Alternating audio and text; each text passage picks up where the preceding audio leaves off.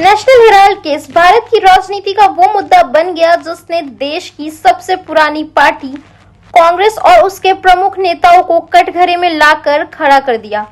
मामला जितना पुराना है उतना ही पेचीदा भी। यह विवाद एक अखबार से शुरू हुआ और अब मनी लॉन्ड्रिंग के आरोपों तक जा पहुंचा है। ताजा अपडेट के मुताबिक प्रवर्तन निर्देशालय ईडी ने कांग्रेस नेता राहुल गांधी, सोनिया गांधी और ओवरसीज कांग्रेस के अध्यक्ष सैम पित्रोदा के खिलाफ चार्जशीट दाखिल कर दी है। इस केस में 25 अप्रैल को दिल्ली के राउज एवेन्यू कोर्ट में सुनवाई होनी है। कांग्रेस पार्टी ने इसे केंद्र सरकार की राजनीति बदलने की भावना करार दिया और देश भर में ईडी के दफ्तरों पर विरोध प्रदर्शन की घोषणा की है। अब सवाल ये उठता है कि आखिर क्या है ये नेशनल हेराल्ड केस, जिसकी वजह से गांधी परिवार की मुश्किलें लगातार बढ़ रही हैं। इसकी जड़ें जातीय आजादी के पहले के दौर में साल 1938 में पंडित जवाहरलाल नेहरू ने नेशनल हेराल्ड अखबार की शुरुआत की थी, जो एसोसिएटेड जर्नल्स लिमिटेड AJL के अंतर्गत छपा था।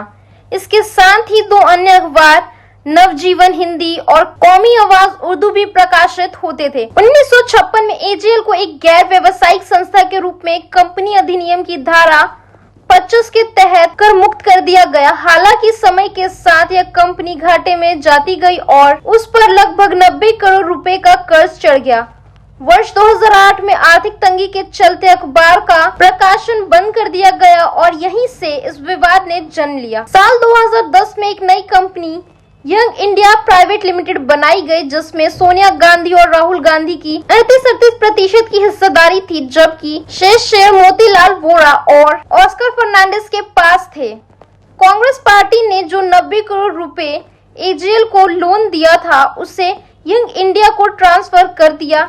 AJL द्वारा यह कर्ज चुकाने में असमर्थता जताने पर उनसे अपनी सारी शेयर यंग इंडिया को मात्र 50 लाख रुपए में ट्रांसफर कर दी। यहीं से इस पूरे लेन देन पर सवाल उठने लगे। बीजेपी नेता सुब्रमण्यम स्वामी ने नवंबर 2012 में एक आपराधिक याचिका दायर करते हुए आरोप लगाया कि यंग इंडिया ने केवल 50 लाख रुपए में 90 करोड़ का नियंत्रण हासिल कर लिया, जो कानूनन गलत है। अदालत ने जून 2014 में इस पर संज्ञान लेते हुए सोनिया और राहुल गांधी को समन जारी किया। इसके बाद साल 2015 में उन्हें जमानत मिली, लेकिन मामला यहीं खत्म नहीं हुआ। 2016 में सुप्रीम कोर्ट ने व्यक्तिगत पेशी से राहत दी, लेकिन केस रद्द करने से इनकार कर दिया।